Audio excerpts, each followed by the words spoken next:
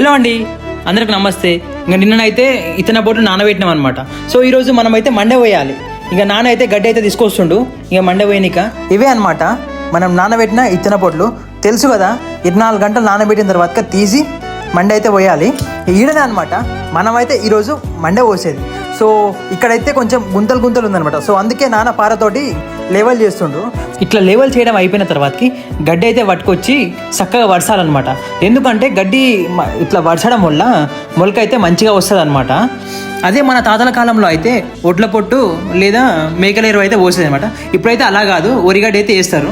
తర్వాత ఒక పడం పట్టుకొచ్చి ఆ ఒరిగడ్డి పైన అయితే వడసాలన్నమాట. దాని తర్వాతకి ఇక మనమైతే నానబెట్టిన ఆ ఇత్తన పొట్లను తీసుకొచ్చి ఆ పడం పైన అయితే పోసి చక్కగా నేర్పాలన్నమాట.